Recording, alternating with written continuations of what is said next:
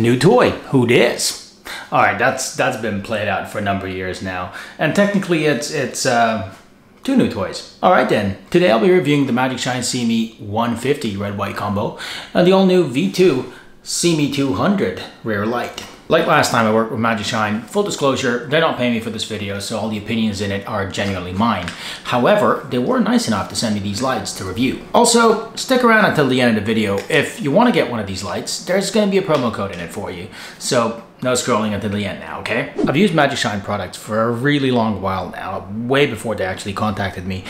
And every single one of these lights is still functional. I'm based in Sweden, so lights are an essential part of riding bikes in the darker part of the year. What I'm getting at is that the build quality of these lights is usually at least on par with other manufacturers, and the price is generally a little bit lower. And with that said, my expectations are still just as high. So what did MagicShine send me this time?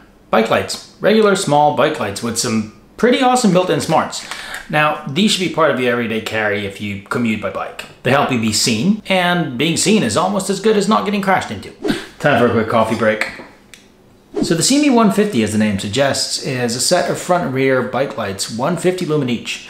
Now, these have some pretty good smarts built in. They're also small, pocketable, and charged with USB, so perfect for commuting and charging in the office. MagicShine sent me review samples, so they're not really in the official packaging, but here's what's included. We've got the two lights, the rear and the front, a USB charging cable, which is unfortunately USB-A to micro USB. These two mounts, the left one is for the front light, it is not tilted, and the right one is for the rear light. You'll notice that it is differently built with a 15 degrees tilt to accommodate for the tilt of the saddle post. This is a saddle rail mount, so it goes on the saddle rails on your seat, which is actually a really good position for a rear light. Now, as you can see, these fittings are round, not oval, so I assume that this only works with round rails.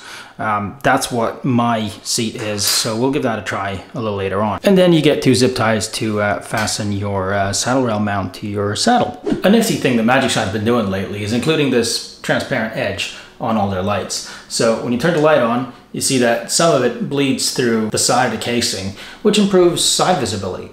The RN3000, which I reviewed last year, also has this feature, so I'll put a link up here if you want to watch that video. Built in, there's also an ambient light sensor, which adjusts the power automatically to save battery, as well as a low power mode, so the light will warn you and dim before it totally cuts out. There's also a memory function, so the light will turn on to whatever setting you had it set to last, and built into the top button, the only interface button on the light, there's a battery indicator which will shine either green, blue, or flash red, depending on the state of the battery. The standout feature in this light is this. See how it gets brighter? There's a motion sensor in this light which senses the braking deceleration and then bumps up the light output to warn traffic behind you that you're braking. Now, this is a phenomenal feature which I think should be included in all these little lights.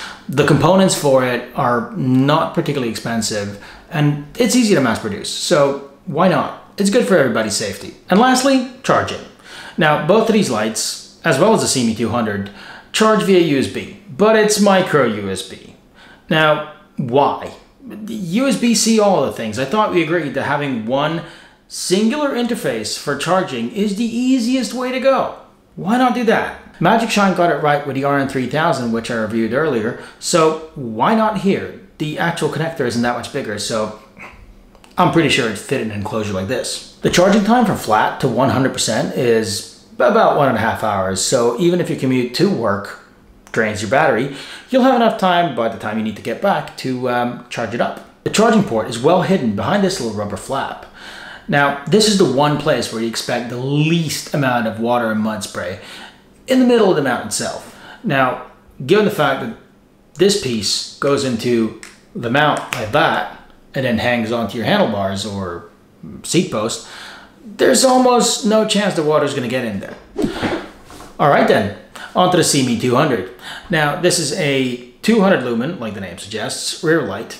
And much like the 150 series, it's a small pocketable light that mounts in exactly the same way. So either a 15 degrees tilted strap that mounts to your seat post, like that, or a saddle rail mount that mounts onto your saddle, like that. So this light comes with pretty much all the accessories the 150 does and has a very similar feature set. So this includes the motion sensor, the ambient light sensor, and the micro USB charging. One difference though is that the charging port is possibly not as well protected, given the fact that it's not in the middle of the mount.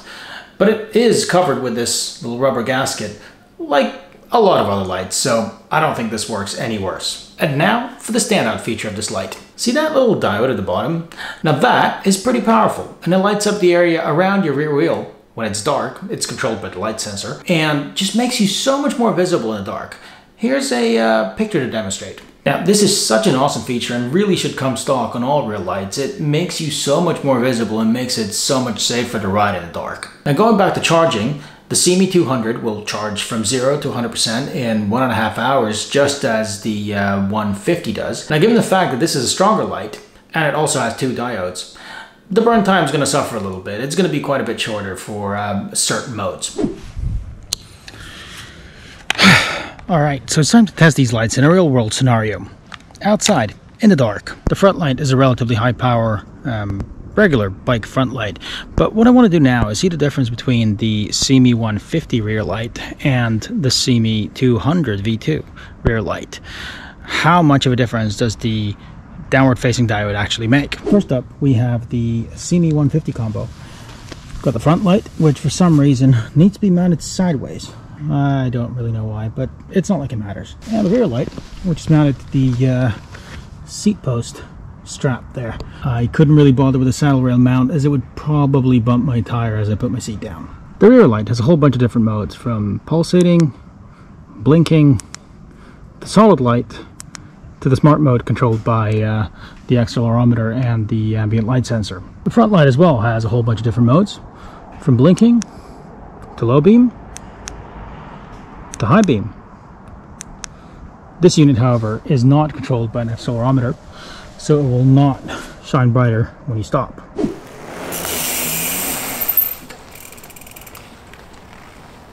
And this is the SEEMEE 150 mounted at the front, and the SEEMEE 200 V2 mounted at the rear.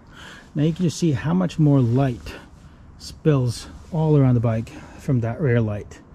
It is pretty impressive.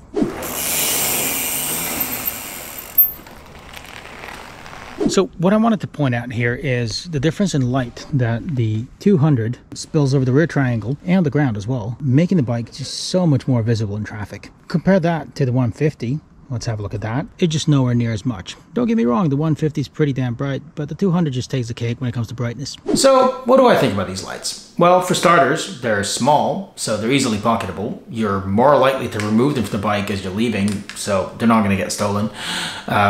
They're easy to mount on the bike as well, and they're not going to break the bank. They're not that expensive. And if the durability of the rest of my MagicShine stuff is any indication, these lights are going to last you quite a long while. Good lights are not only a necessity for night riding, but they're also an investment in your safety. So you want something that's reliable. And these lights, they check all the boxes, and then some. Now on to the nitpicking. The SEEMEE 200. Phenomenal little light, but I'd love to see a version of it with a bigger battery. It's impossible to build a bigger battery into this body, so I really wouldn't mind a bigger body with a battery that gives you more burn time. 3 hours and 40 minutes on full blast is just cutting it too short. The other point I'd gladly nitpick on is the USB connector used for charging. Micro USB is an old standard that's not as solid as USB-C, and it's not as ubiquitous either. And MagicShine got it right with some of their other lights using USB-C. Why not get it right this time? I mean, wouldn't it be easier if you just had like one cable that can charge all your electronics? Just my 2 cents. Oh, and one more thing. If you want to get these lights, or any other MagicShine lights for that matter, there's a promo code in it for you. Head on over to magicshine.com and use promo code HFODT15 for 15% off. Also, if you're in the market for an awesome front light, check out my RN3000 review. It's going to be linked up here. That's been all for this time, so if you like this review, you know what to do. Like, share, subscribe, hit that notification bell so you don't miss the next one. And until then, don't be like me. Stay rubber side down.